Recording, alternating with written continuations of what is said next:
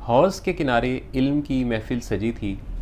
उस्ताद इल्म व हिकमत के मोती बिखेर रहे थे और शागिर्द उनकी बातें सुन रहे थे और सर धुन रहे थे। करीब ही किताबों का एक अंबार पड़ा हुआ था। अचानक एक फ़कीर मजलिस में दाखिल हुआ और उसने आगे बढ़कर सर झुका के बड़ी आजिज़ी के साथ लेकिन बुलंद आवाज़ से उस्ताद से मुखातिब होकर कहा, या हज़रत, ये आप कौन सा इल्म पढ़ा रहे हैं? उस्ताद ने फ़कीर की तरफ निगाह उठाई और बोला, जा तू अपनी राह ले, ये इल्म तुम नहीं जानते। फ़कीर ने खामोशी से उनकी बात सुनी, आगे बढ़ा और किताबों के उस अंबार को धक्का दे दिया।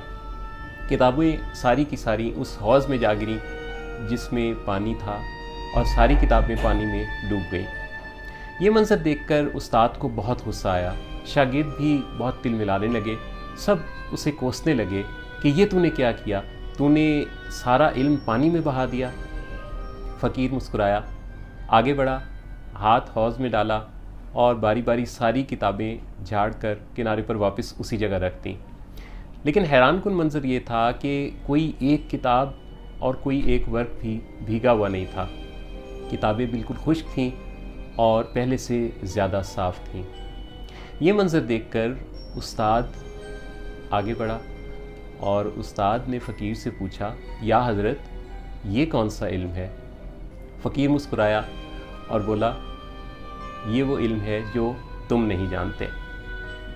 ये उस्ताद मंतक और फ़लसफ़ा के इमाम मौलाना जलालुद्दीन रूमी थे और वो फ़कीर अल्लाह के वली और दरवेश शाह शम्स तब्रेज़। ये वो उस्ताद और शागिर्द हैं कि जिनके आपस के ताल्लुक़ के जुड़ जाने के बाद ऐसे ऐसे गौहर हाय नुमायाँ और ख़ूबसूरत हकीकतें मौलाना रूम पर आश्कार हुईं कि आज भी दुनिया उनकी बातें, उनके जुमले सुनकर ज़िंदगी की हकीकत पाती है। आज भी लोग उनकी बातें दिल की आँखों से पढ़ते और रूह की समात से सुनते हैं। मौलाना रूम फरमाते हैं कि मौत का जायका तो सभी चखते हैं, लेकिन ज़िंदगी का जायका कोई कोई नसीब वाला चखा करता है। एक और जगह फरमाते हैं कि कभी कभी कब्रिस्तान जाया करो और देखा करो कि बोलने वाले कैसे चुप हैं।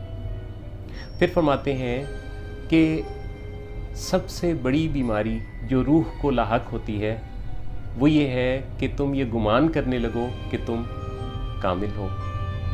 ख़वातीन और हज़रात, इल्म हासिल करना हम पर लाजिम करार दिया गया है, लेकिन कौन सा इल्म? गालिबन ये उस इल्म की बात है जिसे इल्म नाफ़े कहा जाता है।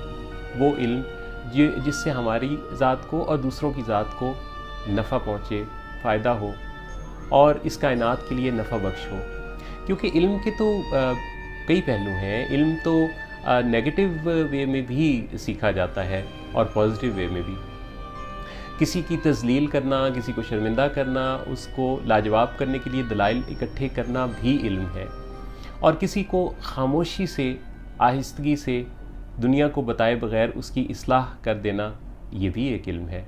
किसी को माफ़ कर देना भी एक इल्म है और किसी से बदला और इंतकाम लेने के नए नए तरीके ढूंढना, ये भी एक इल्म है। एटम बम ईजाद करके दुनिया के कई शहरों को एक ही वक्त में नेस्त और नाबूद कर देने की सलाहियत हासिल कर लेना भी इंसान का एक इल्म है। जबकि इसी एटम को एटॉमिक पावर बनाकर इससे बिजली पैदा करना, ये भी एक इल्म है। किसी की ला इल्मी को बयान करना, उसको उछालना, उसकी इज़्ज़त को उछालना, ये भी एक इल्म है। और अपने इल्म से किसी की ला इल्मी को ढांप लेना, ये भी एक इल्म है।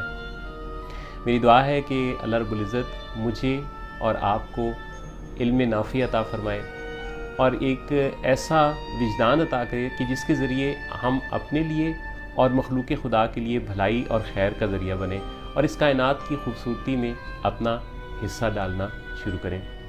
अल्लाह आप सबका हामी नासिर हो।